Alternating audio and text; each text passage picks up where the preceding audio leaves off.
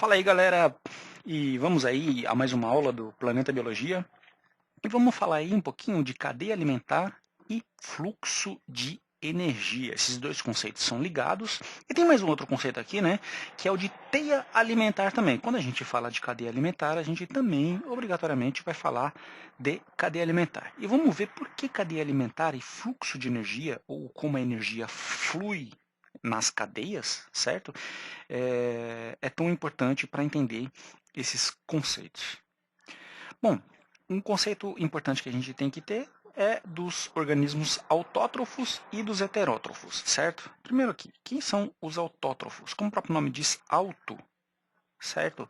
São organismos autossuficientes, né? Eles possuem a capacidade de utilizar o gás carbônico, o CO2, como fonte de carbono para produzir matéria orgânica. Quem viu isso lá na aula de fotossíntese, né? A gente falou bem aqui dessa reação, né, onde molécula de carbono com molécula de água na presença de luz vai ser transformado em glicose, oxigênio, desculpa, água e oxigênio, beleza? É, os organismos podem ser autótrofos de duas maneiras, certo? Uma delas é a fotossíntese, que eu já disse que ele vai utilizar a energia da luz, né? A energia da luz vai ser utilizada para converter o gás carbônico em matéria orgânica, e também a quimiossíntese, né? A produção de matéria orgânica através de transformações químicas. Então, a energia necessária para converter o CO2 em matéria orgânica provém de reações químicas. Bom, como exemplo de organismos autótrofos, a gente tem as algas verdes, certo? Que são protistas, plantas, ok? Como árvores e ervas, todo tipo de herbáceas, né? Todos os seres vivos do reino animais, desculpa, do reino animal não, né? Do reino vegetal. As cianobactérias, algas aqui, certo? Aqui dois exemplos de protista, mais um outro tipo de protista. Aqui reino vegetal e aqui cianobactérias ou as famosas algas azuis, certo? Autótrofo, como já disse, são autossuficientes com capacidade de realizar, de produzir seu próprio alimento. E os organismos heterótrofos, ao contrário dos autótrofos, eles não são capazes de produzir o seu próprio alimento. Eles precisam caçar o seu próprio alimento. Eles precisam obter a energia de outros seres vivos. Eles vão precisar de outros seres vivos para poder obter energia. Ao contrário dos autótrofos, né? Ele não precisa de um ser vivo para poder produzir energia. O heterótrofo, ao contrário, precisa de outros seres vivos. Então, eles não são capazes de produzir matéria orgânica. Dessa maneira, precisam obter matéria orgânica pronta. Beleza? E os autótrofos, eles são importantes, né? Como eles são capazes de produzir matéria orgânica, então eles são considerados produtores de nutrientes do ecossistema. Então eles são a base aí dos ecossistemas, né? Na produção de matéria orgânica. Então aqui a gente tem uma cadeia alimentar clássica. Esse aqui é um conceito clássico, né? Você tem uma setinha aqui, uma setinha aqui, uma setinha aqui. Então, o que é uma cadeia alimentar? É a relação alimentar entre organismos de um ecossistema que representa a série de organismos pela qual flui a energia inicialmente assimilada pelos produtores. Então, quando você lê luz aqui, a gente vai chamar isso de energia. Onde está a energia? Ok? Essa energia é assimilada por um produtor, no caso aqui um capim, certo? Então, uma parte dessa energia é assimilada pelo produtor, o capim. O gafanhoto consegue pegar um pouco dessa energia, dessa matéria orgânica, né? A energia transformada em matéria orgânica do capim, come uma parte. O sapo, por sua vez, consegue pegar. Então, a energia é transferida aqui para o gafanhoto. O sapo come o gafanhoto, transfere uma parte dessa energia da matéria orgânica para o sapo. A serpente come o sapo, certo? Então, a energia é transportada um pouco aqui para a serpente, para o grupo das serpentes, certo? E todos eles, quando morrem, eles são decompostos, né, pelos organismos chamados decompositores, bactérias e fungos. Então a gente vai ver um pouquinho mais em detalhes aqui, ó, que a gente tem os produtores, certo? A gente tem também os consumidores, aí tem o consumidor primário, o consumidor secundário, certo? No caso aqui, como são três, eu tenho o consumidor primário, tenho o consumidor secundário e o consumidor terciário. E por fim, né, por fim eu tenho os decompositores, ok? E quando tanto produtores quanto consumidores morrerem, certo? Eles vão ser decompostos, voltando para a natureza, reciclando em forma de nutriente. Beleza? Deixa eu voltar aqui a cor.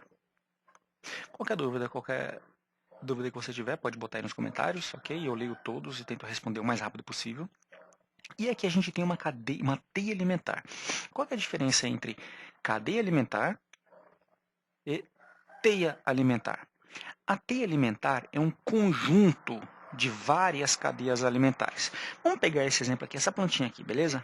Vamos pegar essa plantinha aqui. Se a gente for ver aqui, a gente tem uma cadeia alimentar. Ó. Seguindo a seta, a gente tem aqui uma cadeia alimentar. Ó.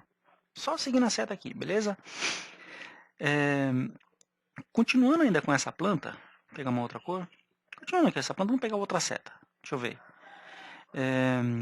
Essa seta aqui, ó. Pronto, a gente vai vir aqui, aqui, aqui, ó. Aqui a gente tem, seguindo aqui, a cor está um pouquinho parecida. Pronto, aqui a gente tem outra cadeia alimentar. Então a gente tem várias cadeias alimentares, certo? Então o que é uma teia alimentar? É um conjunto de cadeias alimentares. Teias alimentares são conjuntos de cadeias alimentares. É o que ocorre na natureza, né? O gavião ele não vai comer lá só o sapo, ele vai comer o sapo, vai comer a cobra, vai comer esse sabiá aqui, certo? Então existe toda uma relação muito mais complexa em que ele não vai lá, não, o gavião só come rato, não, ele come uma série de tipos de alimentos, né? Caracterizando aí uma teia alimentar. Em relação ao fluxo de energia, como eu já disse, né? O que acontece? Aqui a gente tem a luz, que é assimilada por um ser autótrofo, né? Que é o produtor. Então a energia, nesse primeiro grupo aqui, tem muita energia. Parte dessa energia vai ser assimilada pelo produtor primário, certo? Vou colocar aqui produtor primário não, desculpa. Consumidor, deixa eu apagar aqui, consumidor primário.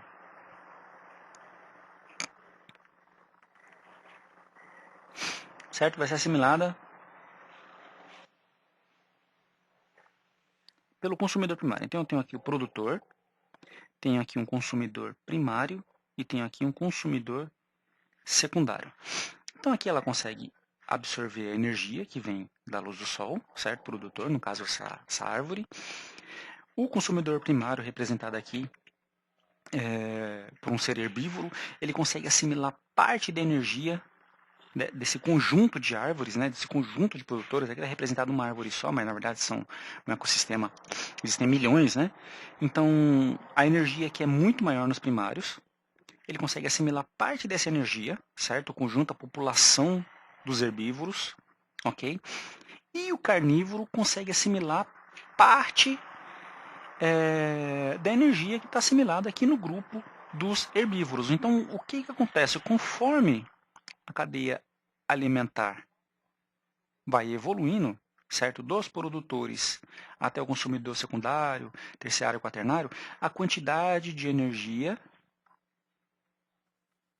vai diminuindo, certo? A quantidade de matéria orgânica vai diminuindo, né? Eu posso também chamar assim. Então, a quantidade de matéria orgânica que esse conjunto aqui dos produtores possuem, se a gente tivesse uma balança e pudesse pesar, pudesse medir, certo? O peso total, a gente veria que existe muito mais produtores, obviamente. O peso seria muito maior dos produtores do que comparado com o herbívoro. E, por consequência, que esse carnívoro, consumidor secundário, certo? Então, a energia flui nessa direção. Aqui, novamente, é só um desenvolvimento, né, da última figura. Então aqui a gente tem essa seta aqui, ó, energia. Então a seta aqui tá grossa, né? Então ela vai diminuindo. Conforme ela vai caminhando, ela vai diminuindo. E o que acontece? Parte dessa energia aqui, ó, ela é eliminada, certo? Ela não é assimilada pela planta, por exemplo. Por quê? Porque a planta cresce, ela libera calor, certo? Então, parte dessa energia ela não é assimilada, não é transformada em matéria orgânica, ela é liberada no espaço em forma de calor, por causa do metabolismo, né? Para ela crescer, para se dividir, enfim. Isso acontece em todas as cadeias tróficas, beleza? Aqui a gente tem uma pirâmide de energia, então aqui a gente tem o produtor, onde tem muito mais energia, tem muito mais biomassa. Aqui a gente tem o consumidor, que tem menos energia, certo? E o consumidor secundário, menos energia ainda. Se tivesse um consumidor terciário, seria menos. Se tivesse um consumidor quaternário, menos ainda. Imagina a seguinte situação, né? Vamos imaginar a seguinte situação. Imagina que a gente tem aqui um consumidor que tem uma biomassa assim, ó. Você conseguiria prever o que poderia acontecer? Ia ter muito consumidor primário consumindo um produtor. Então eles iam devastar aqui uma floresta e muitos iam morrer de fome. Iam morrer de fome por quê? Porque não ia ter alimento suficiente para todo mundo, certo? Então aqui a pirâmide de biomassa é assim em todos os ecossistemas e quando não é, a gente tem um desequilíbrio ecológico, certo? Bom, continuando aqui da mesma forma, certo? Aqui uma representação mais 3D. Aqui a primeira pirâmide representa 14.000 quilocalorias, enquanto a segunda, o consumidor primário, representa 1.190 quilocalorias, enquanto aqui no último nível, o consumidor secundário, nesse exemplo, 8,3 quilocalorias.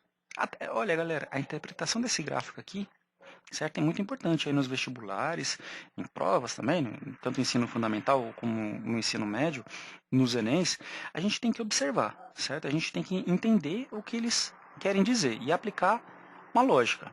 Como eu disse aqui, se aqui fosse maior, né, se o consumidor, se você tem muito mais consumidor primário do que produtor, se você tem muito mais herbívoro, exemplo, se você tem muito mais vaca do que capim, certo?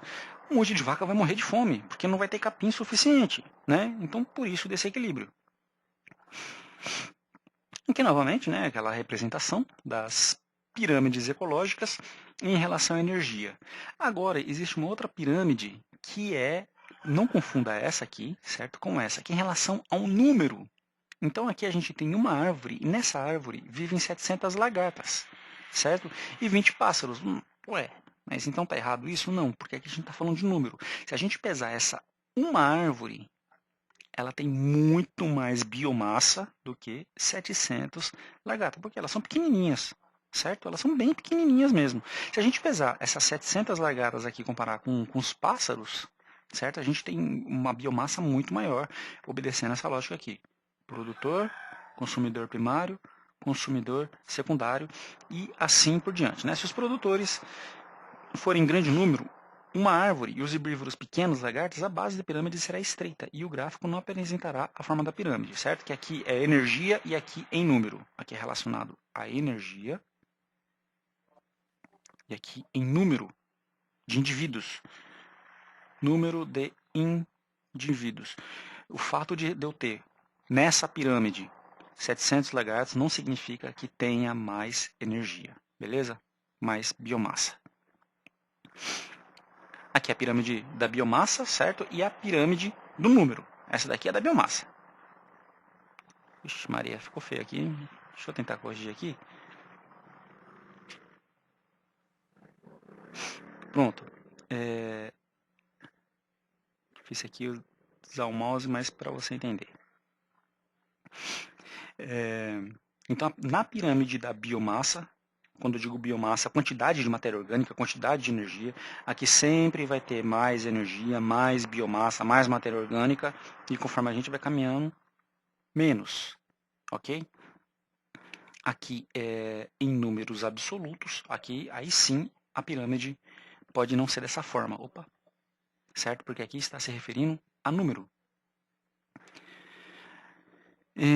Outro conceito importante é o de ciclos biogeoquímicos, mas esse assunto vai ficar para a próxima aula, ok?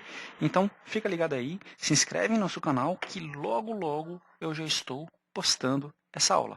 Dependendo do tempo que eu postei, nessa aula já pode estar pronto. De qualquer forma, dá uma olhada aí na descrição que eu vou deixar o link dessa aula aí. Ativa lá a notificação para você ficar sabendo quando tem as nossas aulas. Se você gostou, dá um joinha aí, certo? Para a gente continuar produzindo essas aulas aí.